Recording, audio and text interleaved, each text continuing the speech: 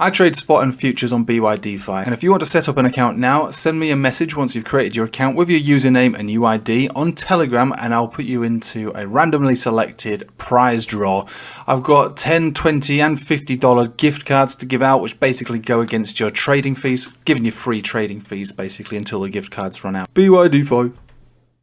Hello everybody, welcome back. Let's have a look at one particular altcoin. Not that I'm saying that this is the next best thing to slice bread, but it's Atom, and it's broken out, and now it's retesting a crucial area, pretty much as we're making this video really, the $10.20 zone.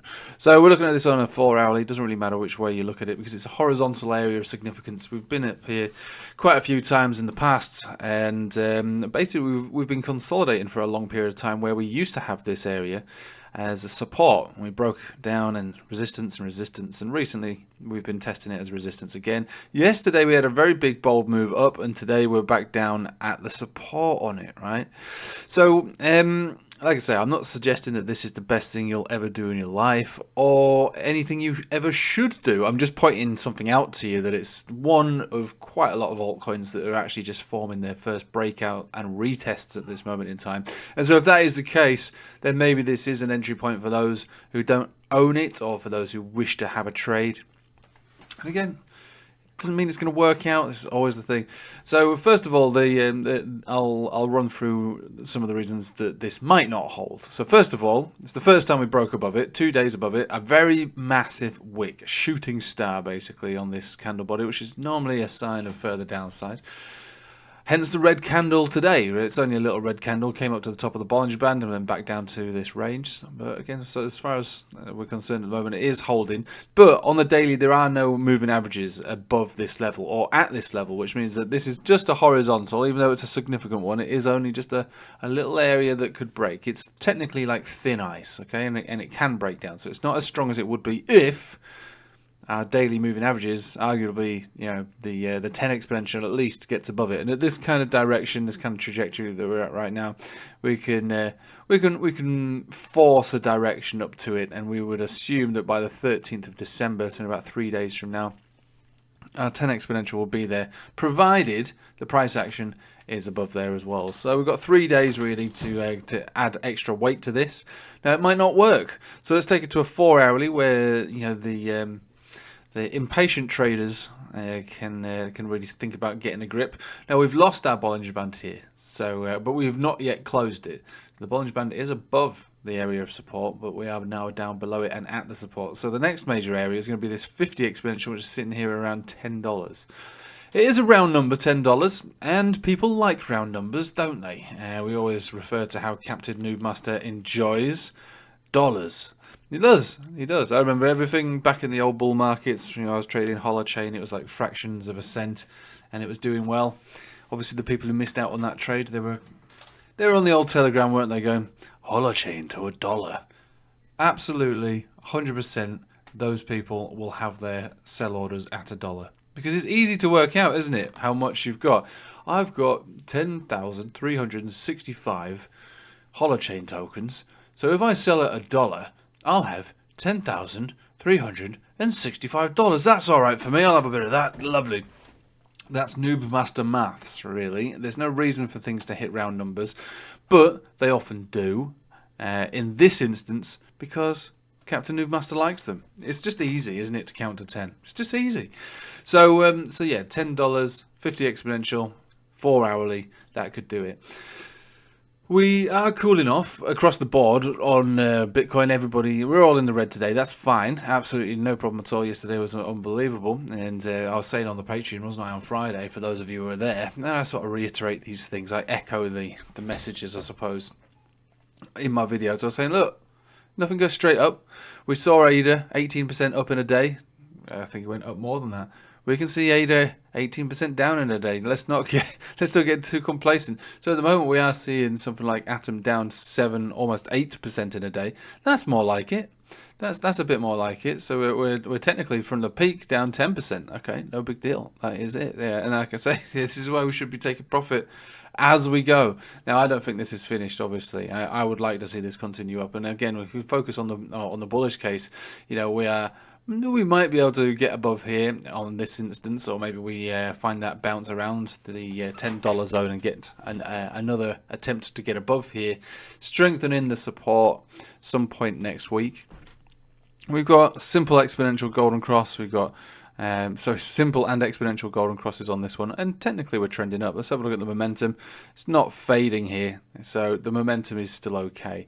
And so if we can build a base above here for Atom, we'll be looking for these areas that are marked off since the consolidation. So a giant consolidation in the form of a descending triangle came towards the end of the apex and had a full-on breakdown from there. So, and then it actually used the descending trend line as support. So quite a lot of relevance to this area, and then back down below it we used it as resistance. So it's not often you see something like that, but we got it, and it was pretty neat and tidy. So let's have a think about the next major areas.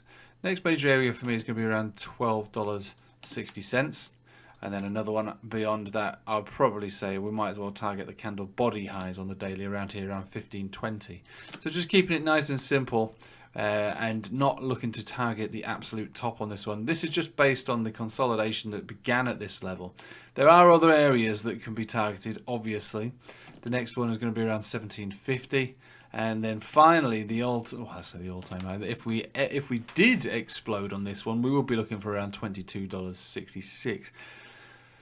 So, just to put the message home here, I know what people like to do. They'll say, right, if I bought here right now with everything I possibly can afford, I'll sell everything, kids and everything, and I target the top because he said that that's where it could go to. I will make 121%. That means I will... No. Don't do that. Don't do that. I'm not suggesting that it's going to hit here. I'm suggesting that each one of these is a resistance, and with resistance, expect rejection. That's the deal. It's the deal we always have, isn't it? This is the nature of trading. Most likely, we will make our way up to this area. That's more likely, which means that a realistic top target is around about 50%, around the $15 zone. But if we break from here, there is a chance that we do make our way up to 22. Is it going to happen? I can't tell you that. I don't know, because again, with Bitcoin and everybody else involved, we're feeling a little overbought, aren't we? And again, this money flow index creeping up week by week, bit by bit, suggesting that the order books are ripe for the harvest. Somebody's going to come in there and harvest a lot, and that will cause a lot of red, which is why I keep saying over and over again on every video, look, I'll tell you what I call these things on the Patreon. And these periods in the market, similar to when we were going parabolic in the last alt season in 2021, I said, look, we're on borrowed time. We will consider any trades at this point as what's known as what I call a train dodge, right? You can make gains, and the gains can be pretty good, and it'll be exciting and brilliant, and the closer that train comes to you, the cooler and more epic and heroic you're going to look when you make that jump. But if you make the jump too late, you get absolutely wrecked. You will get smashed, you'll be demolished, you'll be hit by a train, and that's basically why I call it the train dodge, because that's basically the environment that we're in right now. If this alt season, or if everything was going up and Bitcoin had reset this money flow index and it was going up and there was a trend line, for instance, and that we could that we could see a bounce coming from, so if we were to reset the money flow index on the weekly back down to 65 or 70 at least, but we haven't.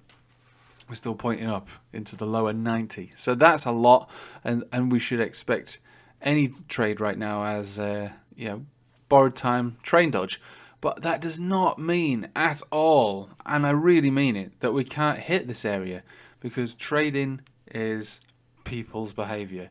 If you go on Twitter, I imagine you're on YouTube, you've probably watched other YouTubes. I don't, but I can tell you now that I can feel it.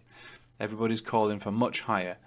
And again, I'm not saying that higher is out of the question. I've just put a target up here, which is over 100% on Atom, but it doesn't mean I expect it to hit, because this is a train dodge, and every resistance is real. Even on this weekly, you can see that's just a death cross retest on the 200 exponential on the weekly. So resistance, take it seriously. Resistance, take it seriously. Resistance, take it seriously. Resistance, take it seriously. Resistance, take it seriously.